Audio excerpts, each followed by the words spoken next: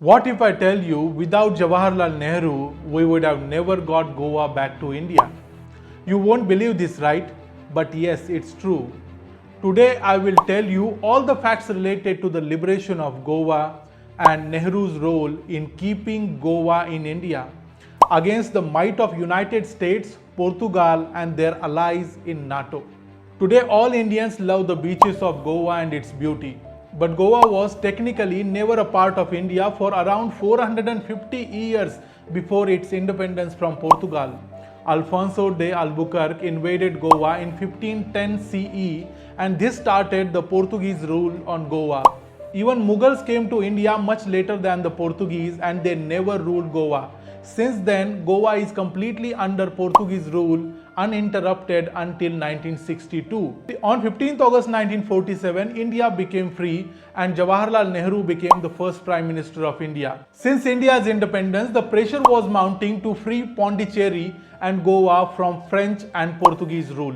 In 1954, French left Pondicherry without much resistance, but the Prime Minister of Portugal, Antonio Salazar, clearly stated that Goa is an integral part of Portugal and they will never vacate it. Jawaharlal Nehru was under immense pressure from opponents as well as from his own party leaders for opening a military campaign against the Portuguese. But since the end of the World War II in 1945, the world had changed.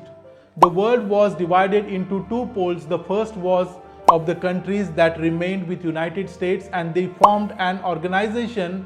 Its name was NATO. Portugal was a part of NATO and as per the principle of NATO, an attack on any of the countries from the NATO will be considered as an attack on NATO itself. And United States with all the other member states will wage a war against the aggressor state. So attacking Goa and winning it by military force was quite easier than facing the wrath of these mighty nations later. The presidents of United States in this period were Harry Truman and Dwight Eisenhower.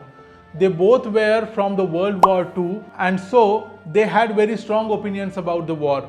So for India, the time was not easy for any attack on Goa. Nehru was waiting for an opportunity but he was not getting one. But things changed very fast. A democratic leader in United States is always better than a Republican one.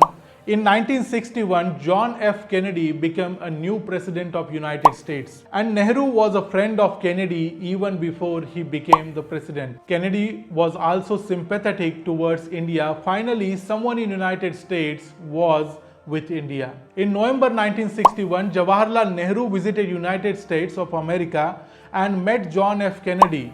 The discussions between these two leaders are not known, but the very next month, December 1961, Indian military attacked Portuguese territory of Goa. On 17 December 1961, Indian Armed Forces launched Operation Vijay, which included air, sea and land strikes on Goa. Thousands of freedom fighters who were already inside the Goan territory helped Indian Armed Forces and within 2 days, India defeated Portugal and the Portuguese Viceroy Manuel Vassallo e Silva surrendered before Indian Armed Forces.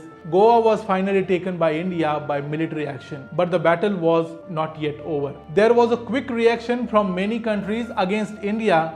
Portugal Prime Minister Antonio Salazar demanded NATO to launch a military campaign against India and take Goa back from India.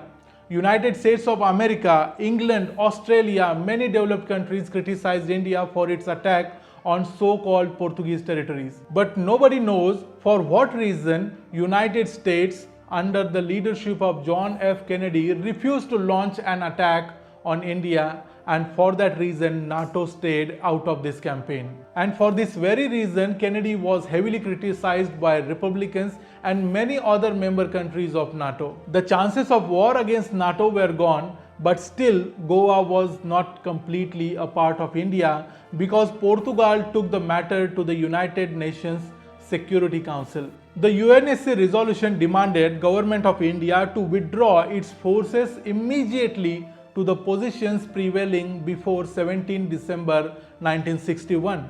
The permanent members of UNSC, UK, US, China and France voted in favor of this proposal, while India's friend Russia actually we should say USSR here, used its power of veto against this proposal, and hence this proposal was defeated in UNSC, and then Goa became an integral part of India completely. If Russia had not vetoed and used its power against this resolution, India had to vacate Goa and give it back to Portuguese. But it didn't happen thanks to Russia. A very important fact here to consider that when India launched Operation Vijay against Portuguese, the Russian leader Leonid Brezhnev was in India for his state visit. So Nehru managed many things at the same time in liberation of Goa. The first, he managed United States and its President Kennedy. The second thing, he kept very close relations with Russia, and most importantly, while India was not even part of any of the two poles under US or USSR, India still managed the friendship of these both nations. So I will say bashing Nehru for Kashmir or for China or for everything that is wrong with India is in fashion these days, but we must remember his many contributions for a modern democratic superpower that we are about to be. Thanks for watching. If you like this story, you can go through the facts, and please like it, share it with your friends, and subscribe the channel so that you will keep getting many such stories in future. Thank you so much.